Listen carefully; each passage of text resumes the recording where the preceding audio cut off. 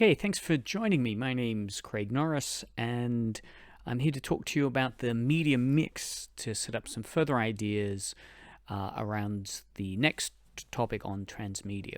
So, Japan's media mix can really be defined around these two concepts explained by Mimi Ito. She refers to Japan's media mix as being a linked character-based system and a broad media ecology that includes anime, manga, trading card games, toys, and character merchandise. It certainly expands beyond that, but that's the key aspects to it. Ito also claims that Japan has a more integrated and synergistic relationship among media types that one tends to see in cases of US children's culture. Certainly that was the case when she was writing. You can really see, though, the influence Japan's media mix has had on more contemporary examples in the US, such as the ever expanding space of Star Wars and others. The unique source of most of these texts is their print basis. Being in Japan, manga have often been seen as a primary text for large popular franchises. This is an important difference maybe to the Western model, where comics have traditionally had less of an influence as an originator or mothership, really.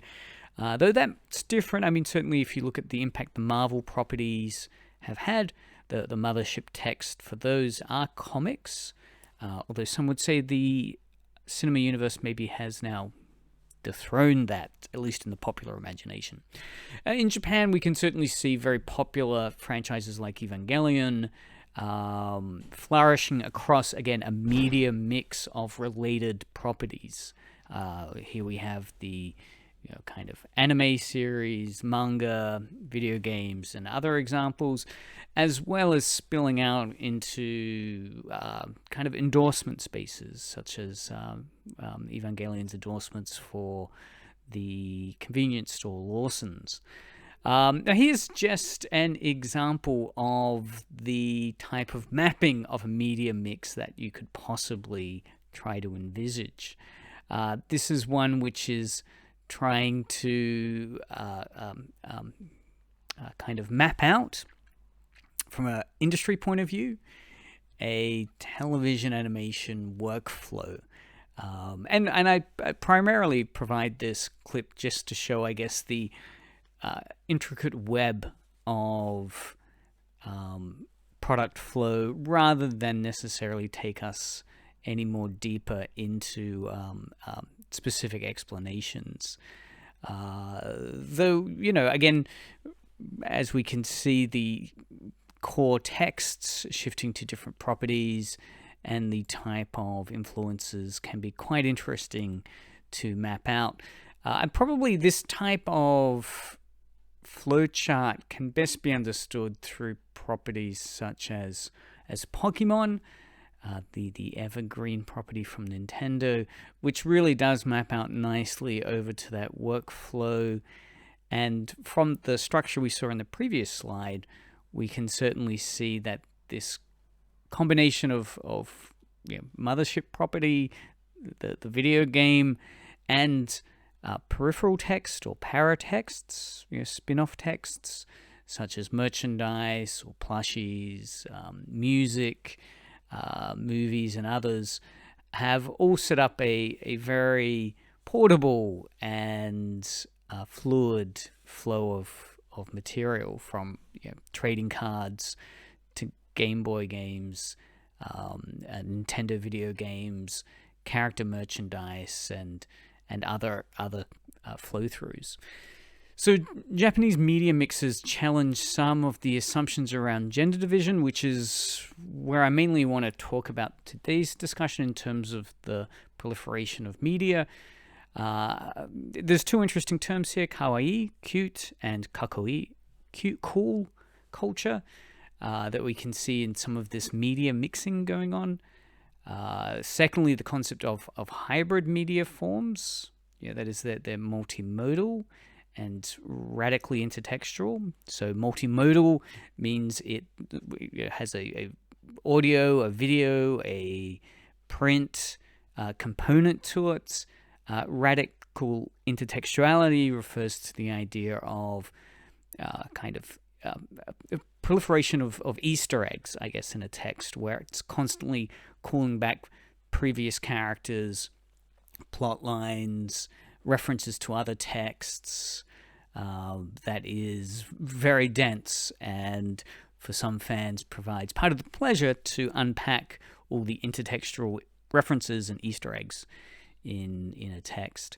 The third concept is the idea of the producer subculture, that is the audience member that isn't just passive but is also active in that space, creating their own fan texts or doujinshi texts in Japanese, or playing the game. That is, the game doesn't just sit there as a passive object. The last person in the assembly line of a video game is the player. The game doesn't exist until the player has played it, in terms of actually being able to progress a narrative forward, and each play might be different to someone else's. And finally, this idea of a gift economy, that is a kind of exchange between two people. So many fans, for instance, of a text feel themselves as almost custodians of the text, that they're in this gift economy of exchanging it, as well as a commercial economy, of course, of purchasing material and industry agendas. So let's break down this little idea of Kawaii first in Japan. Kawaii cultures provide an example of what you could narrowly define, I guess, if you wanted to, as feminine forms of representations that are, importantly, in the case of much Japanese media circulation, not only seen as a kind of ghettoized space for girls, but a much broader engagement.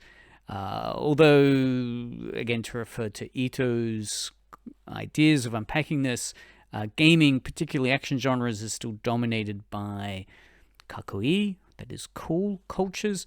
There is a stronger presence of Kawaii cultures in the gaming mainstream than what we'd see in Euro-American gaming. And again, the impact of Japanese video games globally has shifted somewhat that narrative, where possibly more Kawaii forms are appearing in popular American or European video games. Ito goes on to say that although boys do tend to engage with Kakkoii culture and vice versa, it also can be culturally appropriate for boys and girls to consume both Kakkoii and Kawaii forms of gaming culture. Ito goes on to say that the contemporary Pokemon Japanese media mix embodies representational and structural features that suggest a certain fluidity in how gender is coded. Those features of Japanese gaming have proven to be attractive to both boys and girls on a wide range of cultural contexts. And I think in the West, an interesting parallel to this might have been a few years back with the boom around the animation text My Little Pony and bronies. They were male fans of the My Little Ponies text. Again, My Little Ponies seen as a text aimed at young girls, yet a completely opposite demographic, that is, at one extreme, older men, enjoying and engaging with this idea of cuteness, this idea of a positive representation of happiness and friendship that they enjoyed unironically. They enjoyed it seriously as part of their identity and fandom.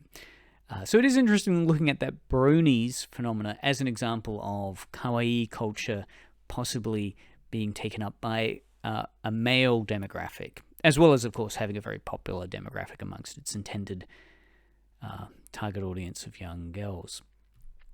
So we can see this popularity of kawaii as a kind of more universal engagement with cuteness in, texts such as Pink is Not Just for Girls. Historically, of course, the color pink had been kind of gender associated with boys and men, or with men as a kind of vivid symbol of color. Importantly, kawaii cultures provide an example of feminine forms of representation that are, as I said, not just ghettoized for girls, but possibly now being adopted by men. So now let's have a look at this idea of Pokemon as a hybrid model involving both cool and cute monsters, being a text which is both action-based, there's fighting there, but also nurturing game, that is, you're having to raise your character and train them, inclusion of male and female main characters, and through Pokemon, ultimately, again, we might see that many girls were introduced into gaming. So let's break down this idea of Kakkoii and Kawaii aesthetics of monsters. Within Pokemon, it's a large pantheon, meant that the developers could include creatures that were both Kakkoii and Kawaii, but by and large, the monsters embody the Kawaii aesthetic. Second point is the game mechanic is also hybrid, including competitive battles between the monsters, as well as a dimension of care, nurturing, social networking, which, again, if you wanted to simplify those characteristics, some might say were more feminine in overtone. And thirdly, the main characters in the original series was a boy, but one of his close companions is a pre-adolescent girl Pokemon trainer. The current television series, or television series since then, have gone on to establish further trainers and increasing cast of male and female characters, addressing different demographics. Fourthly, part of Pokemon's success was based on its ability to appeal to girls as well as boys. And finally, given that the original Game Boy game was so central to Pokemon, it's also had the side effect of drawing girls into games, into being a gamer in reasonably significant numbers. The dominance of the Game Boy back in the day as the preferred platform for girls still persists possibly to this day, and certainly through mobile phone use and others, one could say it's continued to maintain an entry point into gaming for a variety of demographics. So let's look at that first concept again. So action and nurturing game. Obviously, Pokemon has this idea of battling and action tied to it, but importantly, it's able to also have a nurturing aspect where you evolve your character through its various steps. And those combinations, action and nurturing, could be seen as having masculine and feminine stereotypes being played out or engaged with, and also appealing to a broader demographic that, while you might not be interested in the action side of it, you might be really enjoying the nurturing side, and vice versa. Again, the idea that Pokemon inhabits hybrid media forms, cartoon to watch on streaming devices or television,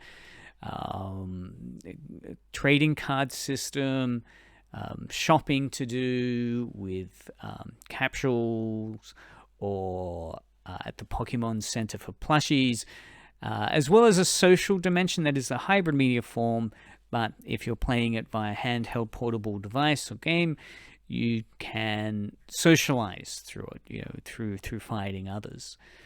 The idea also that it's an inclusive space, or it's promoted to be inclusive. Obviously, here are a series of photos portraying the idea that when many people still think of video games, they might just think it's for guys, for men, boys. But here the idea that Pokemon has been proudly engaged with by young girls to older women. And the idea being that it's a text which has a much more likelihood of spreading to both boy and girl-oriented culture. And again, you could say that's because of the action and nurturing motifs at the heart of the game. It also, of course, like many popular culture phenomena, does have a hardcore user base. In Japan, we might refer to those as otaku. And within that idea of otaku, we might see some of the more spectacular displays of otaku behavior being producer subculture. That is a kind of production of while they're consuming. Right? So they're not simply consumers, they're producing as well. Even if it's a kind of pilgrimage to a shopping space to take a photo and to perform actions from their favorite shows. or to wear cosplay and perform a kind of live flash mob, or to create a kind of livable environment, a shrine almost they live in, dedicated to their enjoyment of that property, but through which they produce a sense of their own identity or their own interests. Now, importantly, there's a complex and contradictory set of forces acting within here, which we might see through Anne Allison's research around this, in terms of a gift economy versus a commercial economy at the heart of it. That is that if we look at commercial economy, firstly, Pokemon is a commercial property. Its industry objective or agenda might be simply to continue to have an evergreen property that makes money. But the fan engagement with it could be based around a different economy, a type of gift economy, which again we might see here in the otaku space, where they're celebrating their enjoyment. They're maybe devoting their free time to spend with others who enjoy this space. Again, a kind of gift they're giving each other of enjoying this space, giving gifts not only of the property they enjoy, but also their time, their interests, and the idea that the popular culture isn't just the animation, it's the ideas it represents. It's their enjoyment of it based on maybe the philosophy underpinning it, their identification with key characters, and so forth. So a kind of gift economy that might be being exchanged. And we can see the gift economy in action when fans feel that the latest version of Pokemon or the latest version of their favorite TV show or their adaptation of their favorite property has been done badly. You know, that the showrunners of the TV version haven't been able to capture what the fans felt were the key parts of it, and they let their resistance known by, cancel culture or review bombing or other acts to display their sense that the commercial economy is broken. So again, we have this idea of otaku engagement. So stereotypically, these type of proliferations of commerce that we could see. But also I want to argue that there is an important production space within the consumer culture here. And we can probably see that most easily in Yaoi doujinshi culture, that is, fans that take existing properties and, as in this case with the Star Wars characters of Obi-Wan Kenobi and Anakin Skywalker, create an alternative fan comic or doujinshi comic where these characters are turned from a heterosexual bromance into a very real same-sex relationship. So again, the idea being that a kind of fan culture can emerge around it where they'll take these properties and engage with them as for their own agenda. To refer to Ito's engagement with this, Ito says, amateur and otaku subcultures of youth media production in Japan depict alternative gender representations that are in demand among young people but are underrepresented within commercial media. Although gaming culture has relied heavily on sexualized and submissive representations of women, it has done much less to objectify male characters for a female gaze. The immense appeal of yaoi boy love fantasies in Japan, and increasingly abroad, indicate a latent demand for representations of feminized, sexualized, and sensitive male characters. It may be time for a women's gaming movement to listen to these voices.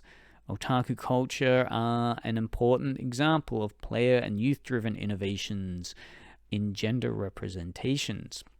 So again, that is Mimi Ito's thoughts around yaoi doujinshi culture.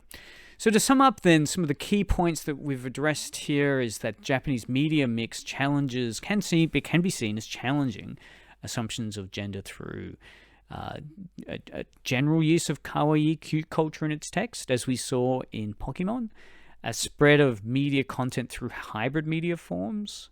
That is a media mix, such as in the example of Pokemon, which is able to exist across a number of media, to print, video, television,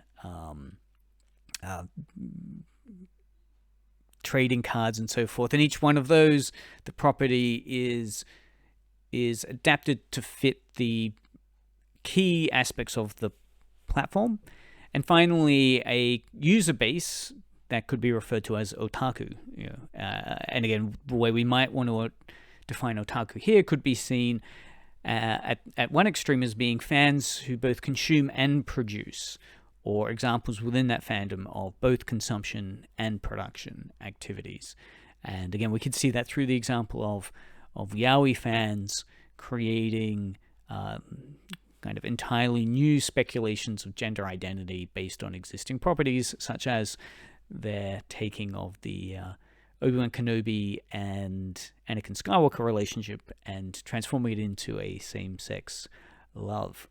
So thanks for listening. Again, we'll set this up now for the next discussion, which I hope you'll listen to on transmedia.